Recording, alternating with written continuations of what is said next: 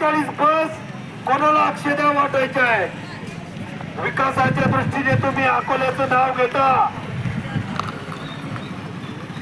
आदिवासी तालुका म्हणून नाव घेता, परंतु 48 बस कोणत्या नाकाला लावायचे? आपले गाव किती आहेत त्याचा हिशोब करा. प्रत्येक गावाला किमान बस ही पोहोचली पाहिजे. हे गरिबाचं वाहन आहे.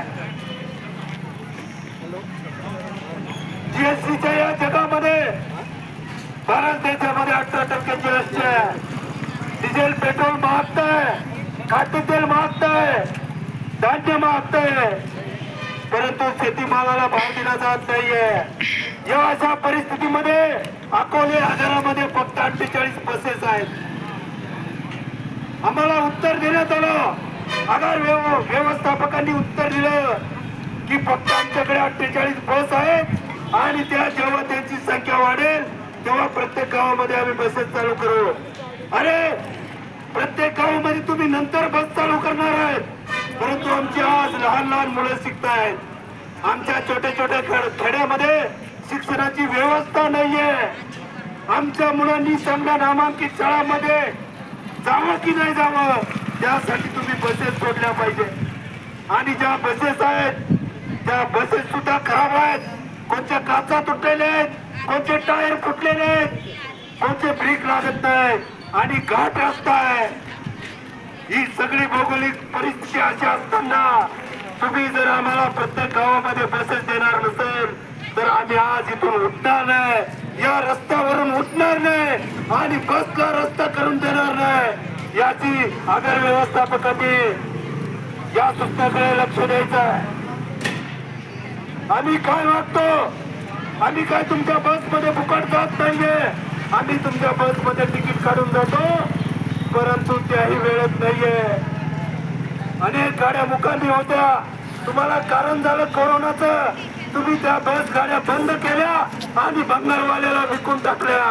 आता तुम्ही म्हणताय आमच्याकडे फक्त 48 बस आहेत.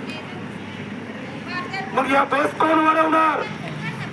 आम्ही तुम्हाला सरकारला टॅक्स देतो, पैसे भरतो, मग तुम्ही बस खरेदी का करत नाहीये की त्याचे 2 रुपये कोणाच्या घरात जातात याचा आम्हाला शहानिशा करावी लागेल. तुमच्याकडे पैसा उपलब्ध नाहीये बस घेण्यासाठी. म्हणून गोरगरिबांच्या कष्टकऱ्यांची मुलं 5-5 किलोमीटर 10-10 किलोमीटर पायी पायी चालत येत आहेत आणि हे पायी पायी चालून त्यांच्या पायाला गोड येत आहे तरी शिक्षण घेण्यासाठी येत आहे. 10-10 किलोमीटर सायकलने प्रवास करतायत. त्यांच्या जीवाची जबाबदारी कोण घेणार आहे? म्हणून आमची मागणी आहे, देशपाल विद्यार्थी संघटनेची आणि democratic federation of India DYFI संघटनेची मागणी आहे की तालुक्यामध्ये आपण बसची संख्या वाढवली पाहिजे आणि प्रत्येक गावामध्ये बसच्या फेऱ्या वाढवल्या पाहिजे अशी मी शासनाला विनंती करतो. नाहीतर आम्ही या तालुक्यामध्ये उग्र आंदोलन केल्याशिवाय राहणार नाही. ही फक्त चाचपणी आहे. आपण याच्यावरती काय निर्णय करणार ही फक्त चाचपणी आहे. म्हणून आज एक आम्ही फक्त निवेदन देण्यासाठी आपल्याकडे आलेलो आहे. आगार व्यवस्थापकाने त्याची सोय करावी आमचं निवेदन घेण्यासाठी.